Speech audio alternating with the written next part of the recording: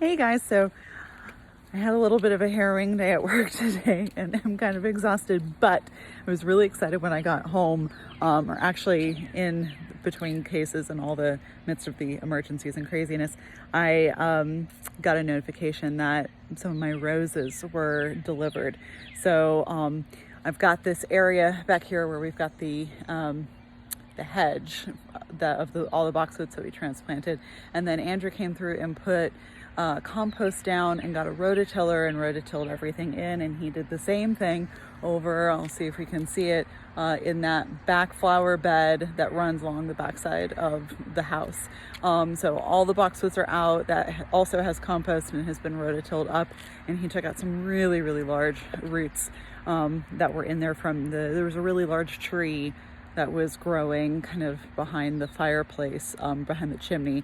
And it was like one of the first things we did when we moved in, actually before we moved in, is we took that tree down.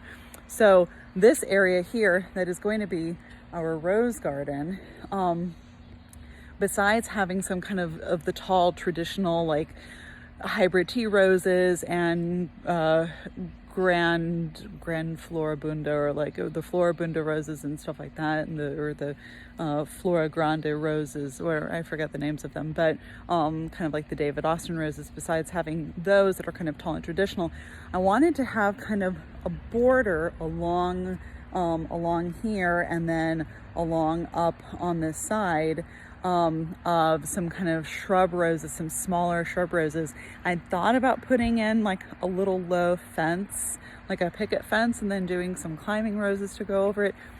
But I just felt like it would be a little too boxy and too heavy in this area. So I wanted to do some kind of smaller shrub roses, something in the like 2 to 3 foot range. And Proven Winners has a line of little shrub roses called the Oso Easy roses, and they get to be in the 30 to 40 inch range and about 30 to 40 inches wide. And they have some absolutely beautiful colors. I'm so excited. I have 2 more ones that are coming that haven't shipped yet. They're called Italian Ice. I'll insert a picture of them because they're so pretty with these like yellow and pink and kind of apricot colors. They're very kind of a multicolor. But the ones that I'm going to get in the ground tonight before I lose some sun, before I lose my light, is these Oso Easy Mango Salsa. I've got one of those. I have some Oso Easy Hot Paprika. I've got 2 of those, and then an Oso Easy Petite Pink. And then I've got the 2 Oso Easy Lemon Ice or Italian Ice coming later on. And I'm gonna kind of start small and kind of see how they go and make sure that they like this area. And I'm gonna fill in, but all the roses that I'm planting in this hedge are going to be kind of oranges and corals and pinks and yellows, and I wanted to stay in kind of that warm corally color palette. And then for the larger roses, we'll get more into the reds and apricots and whites and stuff like that. So I wanted to have kind of a more consistent color palette in the front in kind of a very similar family. So I'm really excited to get these in the ground.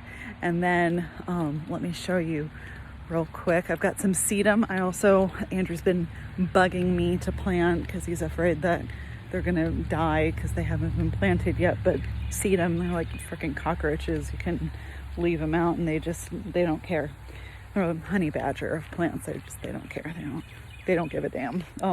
But the ultraviolet garden phlox is starting to bloom, and look at how pretty it is. Oh, can you just look at how vibrant that purple is. So this is gonna be really pretty. I've also got some buds on my hardy hibiscus that are coming up, but it hasn't bloomed yet. Hardy hibiscus are late bloomers. They really are like a true summer blooming plant. So that's kind of the plan. So I'll show you guys how the roses look later. So I got all the roses in the ground and I'm gonna give them a quick little drink. So what I did is I planted the Petite Pink over here. I'm going to do a whole hedge of the Italian Ice kind of along the back, and then I'm going to do the Petite Pink I have one right there where that canister is. I'm going to get another one and plant it there so I kind of have a little drift of pink. And then I've got the hot paprika right next to it. And then at the end, I've got the mango salsa, and I'm going to get another mango salsa. And then I'm going to kind of look and get a couple more of those pinks and kind of fill in the rest over here. I wanted to go kind of low and slow, so to speak, over here and not get too much. I just kind of wanted to see how they looked, how I liked them and everything. So I may let these kind of grow up and fill out and everything, but realistically I'm guessing I'm not going to get really much in the way of blooms until next year. But I did just want to get some stuff in the ground this year. So hopefully we will get some blooms, and that would be really great. But I'm going to fill in the rest of this area with some more of those Oso Easy kind of small shrub roses. And then in the fall, we'll start planting the big stuff like the David Austins. So that'll be fun. I'll keep you guys updated. Bye.